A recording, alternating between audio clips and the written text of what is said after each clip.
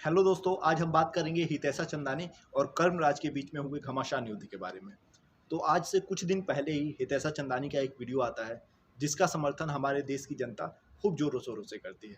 और चूंकि ये बेंगलुरु की घटना है तो बेंगलुरु की पुलिस भी उनके साथ खड़ी हो जाती है और उनसे कहती है कि हम आपका हर संभव मदद करेंगे। तो इस तरीके से हितैषा चंदानी को काफ़ी सपोर्ट मिलता है और रातों रात पूरी पब्लिक उनके साथ खड़ी हो जाती है कि हम आपके साथ हैं। तो उन्होंने जो पहला वीडियो जारी किया था उसमें उन्होंने कुछ ऐसे कहा था कि एक डिलीवरी बॉय आता है ज़ोमैटो का, जो कि उन्होंने एक ऑर्डर के दौरान मंगवाया रहता है कुछ खाने का सामान। तो ये उनके घर जब पहुंचता है तो काफ़ी देर पहुंचता है, तो इस वजह से उन्होंने ऑर्डर लेने से मना कर दिया और इससे गुस्सा होकर वो डिलीवरी बॉय इनके ऊपर हमला कर देता है और उस हमले में इनकी नाक की हड्डी टूट जाती है और खून बहने लगता है। तो उसी दौरान इन्होंने एक वीडियो बनाया और उस वीडियो को अपलोड कर दिया और ये वीडियो देख के हमारे देश की जनता इनके साथ खड़ी हो गई। तो चूँकि जनता का फैसला था तो बहुत अनसर्टेन था, ये बात तो स्वाभाविक है। तो अगले ही दिन हमारी इसी देश की जनता को ऐसा लगा कि क्यों ना हम दूसरे पक्ष की बात को भी सुने। तो ये पहुँचते हैं कर्मराज के पास। तो जब कर्मराज की तरफ से ऐसा वीडियो जारी होता है और जब उनसे पूछा जाता है तो वो बताते हैं कि मैं मैडम के घर गया तो था, लेकिन थोड़ा देर हो गया था मुझे वहाँ पहुँचाने में, लेकिन उस देर की वजह थी कि रोड बहुत बेकार था। और वो सारी चीज़ें बताते हैं लेकिन वो मैडम मानती नहीं है, वो उनसे बदतमीजी करने लगती हैं और उन्हें उल्टा सीधा बोलने लगती हैं। वो कहते भी हैं कि अब तक के मेरे इस कैरियर में इतनी बदतमीजी के साथ किसी ने बात नहीं किया, लेकिन मैडम उनकी एक नहीं सुनती हैं और उन्हें सैंडल निकाल के मारने के लिए भी दौड़ जाती हैं। अब इस पर कर्मराज अपनी बचाव में, ये कर्मराज की तरफ का स्टेटमेंट है, अपनी बचाव में मैडम को धक्का दे देते हैं। अब इसी धक्के के दौरान उनके नाक पर चोट आती है, तो हो सकता है उनकी अंगूठी की वजह से वो चोट आई हो या फिर उसी सैंडल की वजह से उन्हें नाक पर चोट आई हो। तो ये डिलीवरी बॉय का स्टेटमेंट था।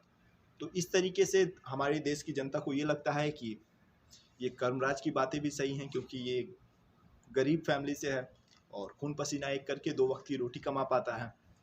तो अब हमें इसके साथ खड़ा होना चाहिए, क्योंकि अब ऐसा हो भी रहा है, लोग कर्मराज के साथ खड़े हैं। तो इतना अनसर्टेन होना सही नहीं है, अभी इनके साथ फिर उनके साथ। तो चीज़ों को समझने की ज़रूरत है, क्योंकि जहाँ तक बात पब्लिसिटी गेन करने की, क्योंकि इस समय कहा जा रहा है कि वो पब्लिसिटी गेन करने के लिए, चूँकि एक सोशल मीडिया इन्फ्लुएंसर थे और इस मतलब हादसे से पहले उनके सिर्फ इंस्टाग्राम पे 20,000 फॉलोअर्स थे, लेकिन इस हादसे के बाद वो फॉलोअर्स 50,000 हो गए रातों रात। और ऐसा नहीं कहा जा सकता कि सिर्फ मतलब पब्लिसिटी गेन करने के लिए अपने नाक पर ऐसा चोट करवा लेना और ये सब रचना, ये कहना सही नहीं होगा, लेकिन होने को तो कुछ भी हो सकता है। तो ये फैसला न्यायपालिका का है, पुलिस का है, तो जांच के बाद जो फैसला है उसे एक्सेप्ट करना चाहिए। और चूंकि डिलीवरी बॉय कर्मराज जो हैं, उनका भी कहना सही है। अब वो अपने कस्टमर के ऊपर हमला क्यों करेंगे, इससे कोई बेनिफिट नहीं दिखाई दे रहा है, क्योंकि उनकी जॉब चली गई और इस घटने के बाद उनको जॉब कोई नहीं देगा। कौन देगा उन्हें जॉब? कि कस्टमर के साथ इस तरीके की बदतमीजी की बातें अगर आ गई हो और पूरा देश जानता हो तो उन्हें जॉब कहीं नहीं मिलेगा।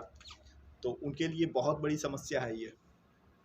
तो किसका फ़ायदा किसका नुकसान, ये कहना बहुत मुश्किल है और ये कहना इतनी जल्दी सही भी नहीं होगा।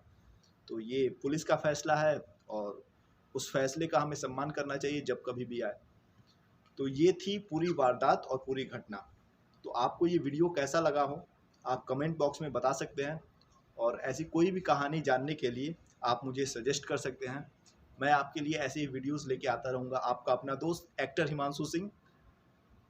वीडियो को लाइक करके मेरा मोटिवेशन बढ़ा सकते हैं आप। चैनल को सब्सक्राइब करके अपने भाई का साथ दे सकते हैं। शेयर करके अधिक से अधिक लोगों तक मेरी बातों को पहुंचा सकते हैं।